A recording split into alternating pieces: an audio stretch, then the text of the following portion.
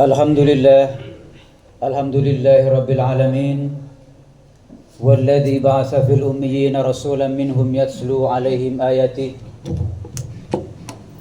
wa yuzakkihim wa yu'allimuhumul kitaba wal hikmata wa in kanu min qablu la fi dhalalin mubin. Asyhadu an la ilaha illallah wahdahu la syarika lah wa asyhadu anna Muhammadan abduhu wa rasuluhu la nabiyya ba'dah. Allahumma salli wa sallim ala Sayyidina Muhammad wa ala ali Sayyidina Muhammad.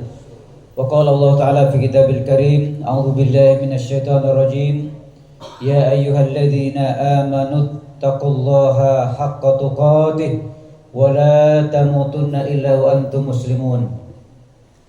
Ya ayyuhan nasu taqu rabbakumul ladzi khalaqakum min nafsin wahidah وخلق منها زوجها وبث منهما رجالا كثيرا ونساء واتقوا الله الذي تساءلون به والأرحام إن الله كان عليكم رقيبا يا أيها الذين آمنوا اتقوا الله وقولوا قولا سديدا يصلح لكم أعمالكم ويغفر لكم ذنوبكم ومن يطع الله ورسوله فقد فاز فوزا عظيما. Masyaallah hadirin rahimakumullah rahimakumullah. Tidak henti-hentinya khatib berwasiat kepada khatib khususnya dan seluruh jamaah Masjid Al-Iman pada umumnya untuk senantiasa meningkatkan kadar dan kualitas iman dan takwa kita kepada Allah Subhanahu wa taala dengan berusaha istiqamah, senantiasa taat kepadanya tanpa bermaksiat kepadanya, senantiasa istiqomah mensyukuri nikmat-nikmatnya tanpa pernah kita untuk mengkufurinya, senantiasa istiqomah banyak mengingatnya tanpa pernah kita untuk melalaikannya. Wa tazawwadu fa inna khairaz zadi taqwa. Berbekalah kalian karena sebaik-baik bekal adalah takwa kita kepada Allah Subhanahu wa taala. Masyaallah hadirin rahimakumullah, sidang Jumat rahimakumullah. Salat adalah menghadapkan hati kepada Allah sebagai bentuk ibadah dalam beberapa perkataan dan perbuatan yang diawali dengan takbir dan diakhiri dengan salam. Salat ini juga merupakan satu pondasi dalam kehidupan kita ini atau tiang dalam kehidupan kita ini. Kita bisa bayangkan satu bangunan tidak mungkin akan berdiri kokoh tanpa adanya tiang, dan begitu juga salat kita ini. Sebagaimana Rasulullah gambarkan dalam hadis Imam Tabrani, as-salatu imaduddin, salat adalah pondasinya agama. Faman aqamaha faqad aqamaddin, siapa yang berusaha untuk menjalankan salat ini berarti dia telah mendirikan agama ini. Wa man taraka faqad hadamaddin, siapa meninggalkannya berarti dia sama dengan merobohkan agamanya sendiri. Bahkan saking pentingnya sholat ini, Rasulullah menggambarkan innama masalu sholat kama salir ro'si alal jasad, kata beliau. Perumpamaan sholat itu seperti kepala dalam badan kita ini. Kita bisa bayangkan tidak mungkin kita bisa hidup tanpa kepala yang ada pada diri kita ini. Mungkin ada tamu datang ke rumah kita, tangannya tidak ada sebelah, masih bisa kita terima tamu tersebut. Mungkin kakinya satu tidak ada, masih bisa kita terima. Tapi ketika tamu datang tengah malam tanpa kepala, yakin kita tidak akan terima. Itulah sangat pentingnya sholat. Jadi kalau orang mengaku Islam tapi dia tidak sholat, berarti kan seperti bangkai sebenarnya kehidupannya itu. Masalah hadirin sedang sholat Jumat ahibaillah rahmakumullah. Bahkan perintah ini juga harus kita tanamkan juga pada keluarga kita. Bagaimana dalam Quran surah Taha ayat 132, Allah mengingatkan kita, wa'mur ahlaka bis shalah wastabir 'alaiha.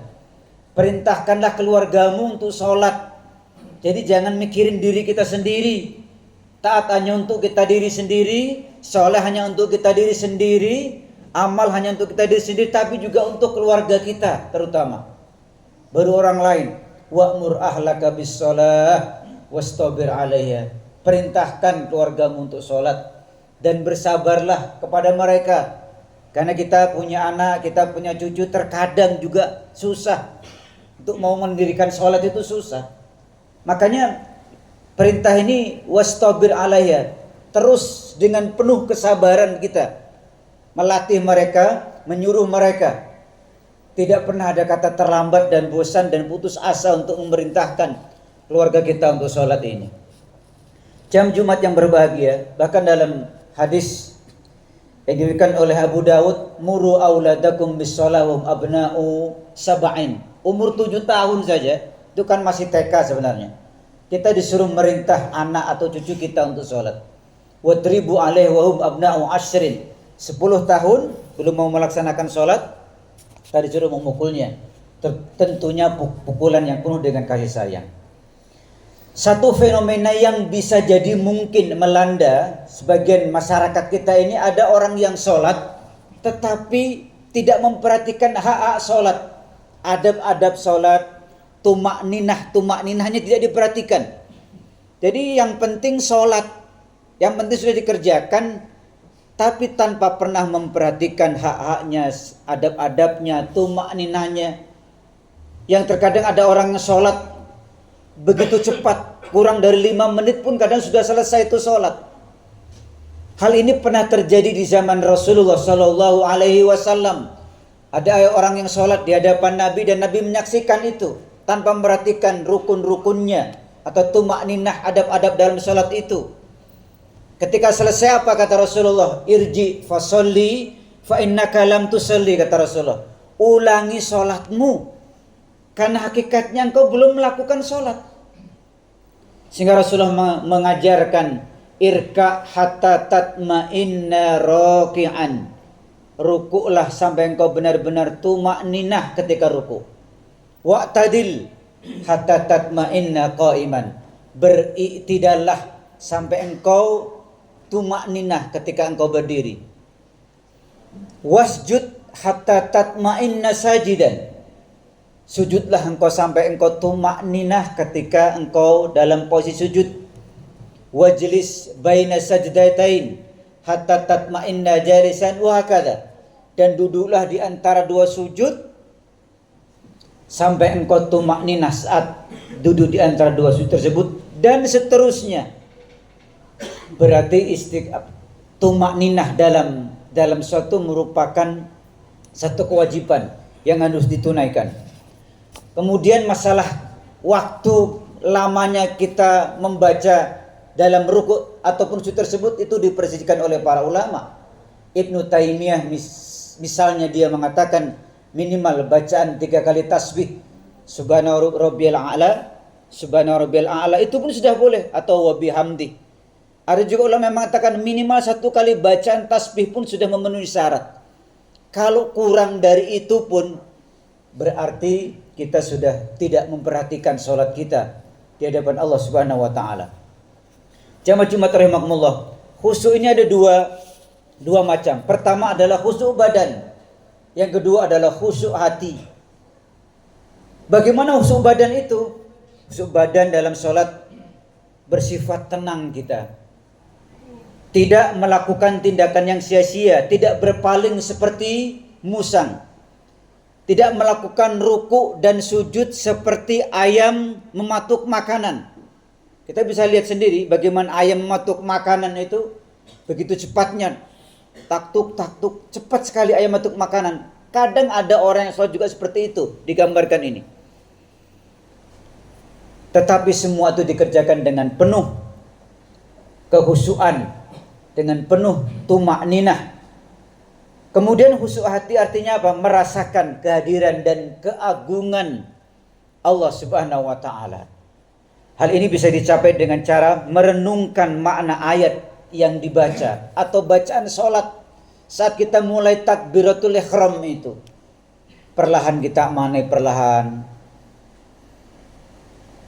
Tetapi kalau kita sampai full dalam sholat tidak teringat satupun tentang sholat itu, baik itu bacaan dalam gerakan sholat maupun bacaan ayat-ayat yang dibaca sholat. Apa kata Rasulullah dalam hadis? Ta'ruju ila sama saudaun mudlimatun taqulu li sahabiha akan datang nanti itu orang-orang yang sholatnya seperti itu tadi. Sholatnya begitu cepat seperti ayam matuk makanan. Tidak diperhatikan lagi adab-adabnya, tumakninahnya.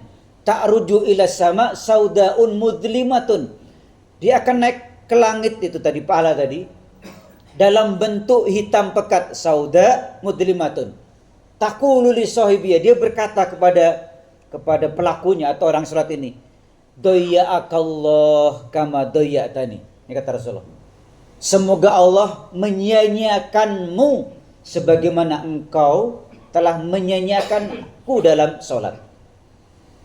Sehingga untuk menjaga tumakninah dalam sholat, salah satu diantaranya adalah berusaha kita sholat setidaknya tepat waktu.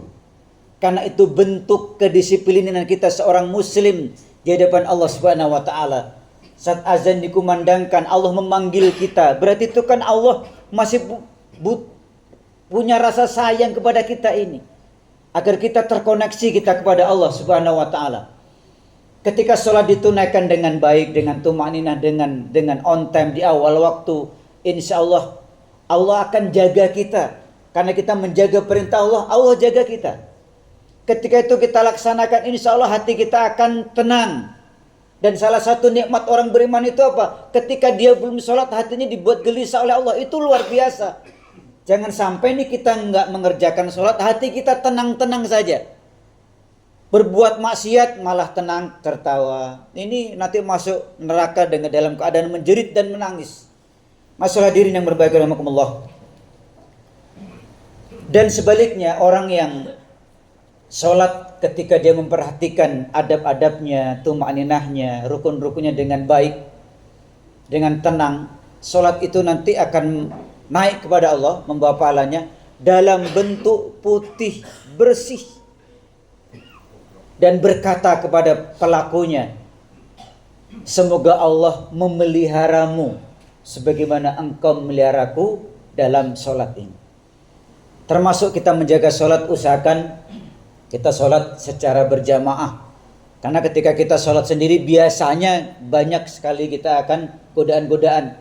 Jangan sampai sholat yang hanya mungkin 1 jam dari 24 jam yang kita tunaikan itu kita gunakan untuk sia-sia. Kita yang penting hanya hanya sholat saja tanpa pernah memperhatikan kekhusyuannya. Satu pun tidak terpikir dalam diri kita saat sholat itu.